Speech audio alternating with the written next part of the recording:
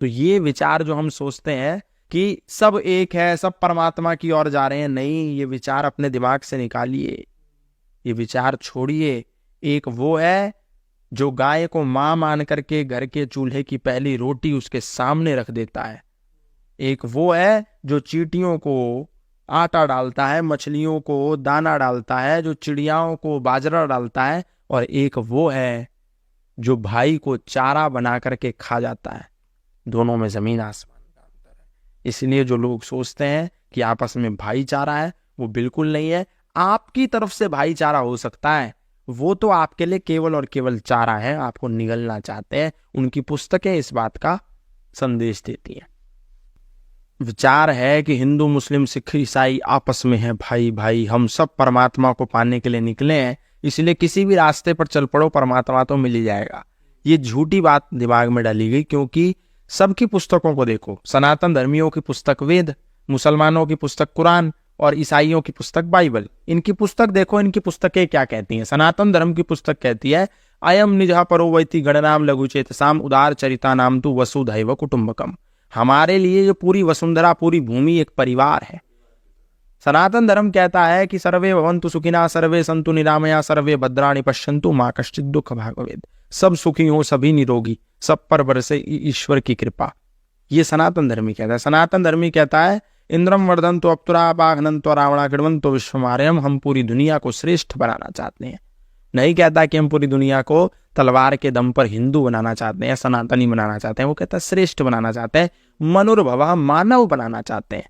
लेकिन दूसरी तरफ इस्लाम की पुस्तक देखो, कुरान कहती है फैजन सलखल अशहुरुल हुरुम फक्तुलुल मुशरिकीन हैसु वजदतुहुम वखजुहुम वस्सुरुहुम वकउदुलहुम कुल्ल मरसदीन फइन ताबू व अकामुस सलात व आतवुज ज़कात फखल्लू सबीलहुम इन्नल्लाहु गफूरुर रहीम। किसी भी काफिर को जहां पाओ वहां कत्ल कर दो, और फिर जब वो नमाज यदि कायम कर लेता है, मोहम्मद साहब में ईमान ले आता है, तो उसको बख्श दो, उसको छोड़ दो। सूरा तौबा 9 आयत संख्या 5 ये कुरान कहती है। और वहीं बाइबल में ईसा मसीह मैथ्यू 34, 35 और 36 में कहते हैं Do not suppose that I have come to bring peace to earth. I did not come to bring peace, but a sword. ये मत सोचो कि मैं इस दुनिया में शांति का धरती पर पैगाम लेकर आया हूं, मैं तलवार लेके आया हूं।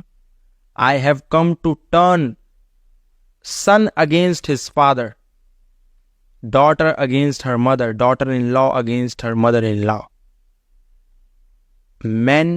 A man's enemies will be the member of his own household. तुम जो सोचते हो कि मैं इस धरती पर शांति का पैगाम लेकर के आया हूं, ईसा मसीह कहता है बाइबल के मैथ्यू संख्या 34, 35 और 36 पर, मैं शांति का पैगाम लेकर नहीं आया, मैं तो मानव को मानव का शत्रु बनाने आया हूं। मैं बदलने आया हूं इस दुनिया को कि हर एक बेटा अपने बाप का शत्रु हो, हर एक बेटी अपनी माँ की शत्रु हो, हर एक बहू अपनी सास की शत्रु हो, और तुम्हारे दुश्मन और कहीं नहीं, तुम्हारे घर के ही सदस्य हो जाएं।